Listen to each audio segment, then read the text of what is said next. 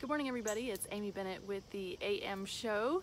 I hope everybody had a good 4th and is not too tired this morning from listening to fireworks late in the night. Not that I would know anything about that. we got new neighbors this year since last July 4th, and they love fireworks, which was really cool because we didn't go see them, and so I could see some fireworks. But then, as it got later, it got louder. So anyway, hope everybody had a good time. I am telling you, I wish we had every Wednesday off. Wasn't that awesome just to have like a day of nothing in the middle of your week? You only had to work 2 days, day off, another 2 days. Like, I'm feeling this kind of week. I have a little bit of a cold, if you can't tell. Also, you might notice that some of our furniture is missing and there's blue tape, so that was one of our projects yesterday. Do you like that? Actually, I did. Scott painted, but I did help clean off the porch. So we repainted, restained our porch, so we got to get that cleaned up today. But we had the what did we have? We had the picnic at my mom's, and then really we just relaxed the rest of the day. I got my laundry done, house cleaned up. It felt really good. Anyway, so I wanted to jump in this morning. Yesterday I talked about who really is kind of the king of your life, and are there places where somebody else is running the show.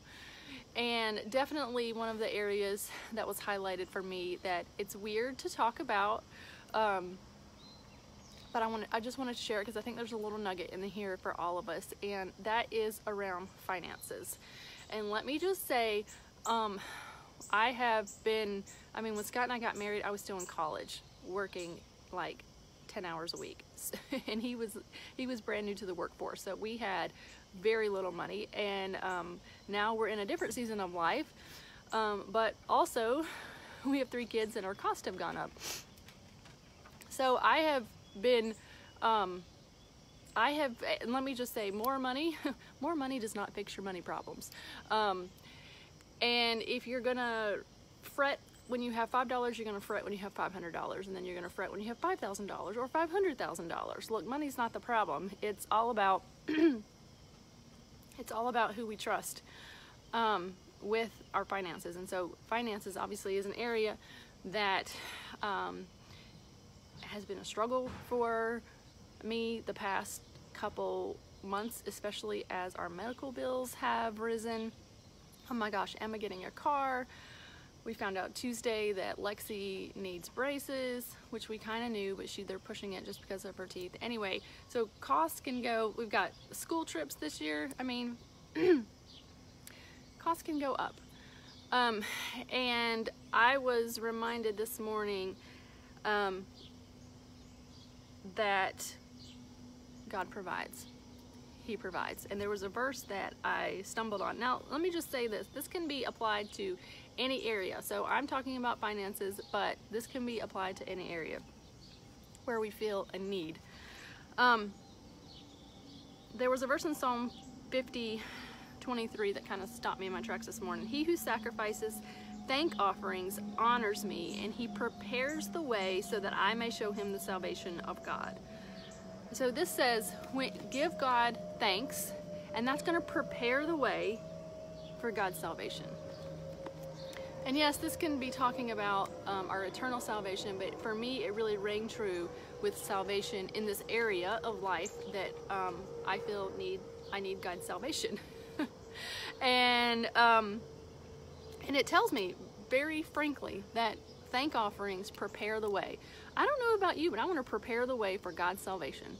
And so this morning I totally changed my train of thought, and then started, just writing that gratefulness list, that thankful list, all the times, specifically for me, financially, that He has provided. Even in the times when, we were first married, we had almost no money, He always provided. He has always provided, and I just think of different ways. I remember there's a story, I think, I even wrote on my blog about it, how He provided a used, not sleigh bed, but a post a bedwith post that I really wanted, and ended up finding it on Craigslist at a really good price and stuff like that, where God has just provided over and over and over again. And I've heard many stories that where God has provided financially. And what all of this gratefulness did is helped me remember in the past where God has provided. And I think that can be the case no matter what your situation is. So maybe your situation is, your angst is not in finances, maybe it's in some relationship. And if you just think back to the times that God has helped you through a relationship,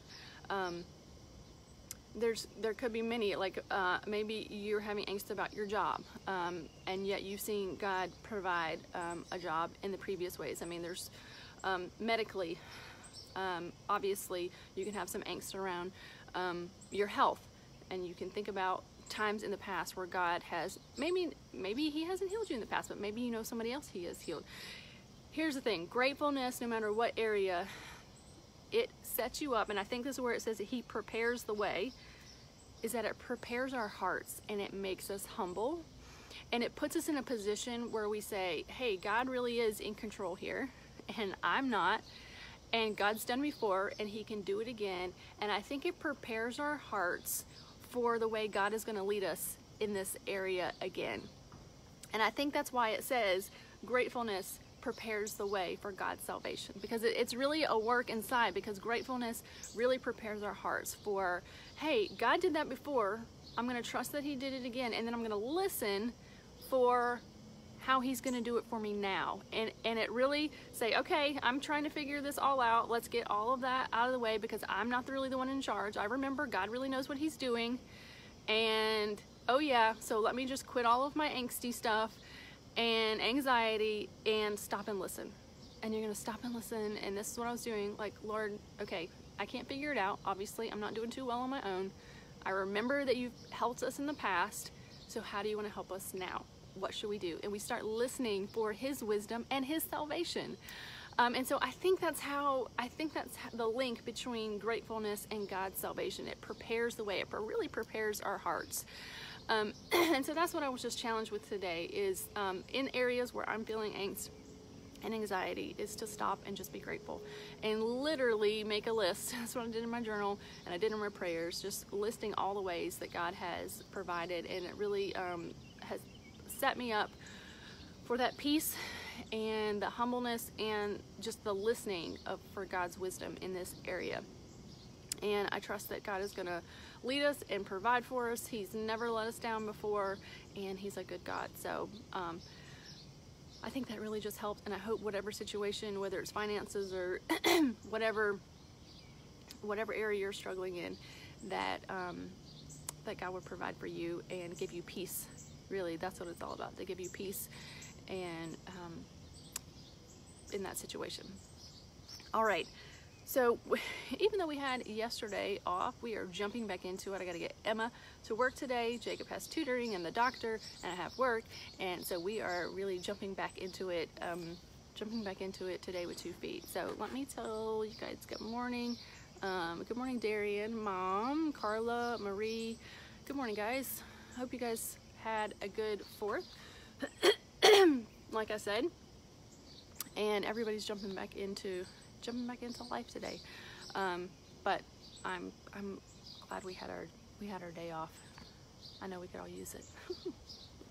Okay, guys, I am gonna go help Emma finish getting ready for work and get her off to work and get to work myself. So hope you guys have a great day. Make your gratefulness, thankfulness, whatever list today. All right, see you back tomorrow. Bye.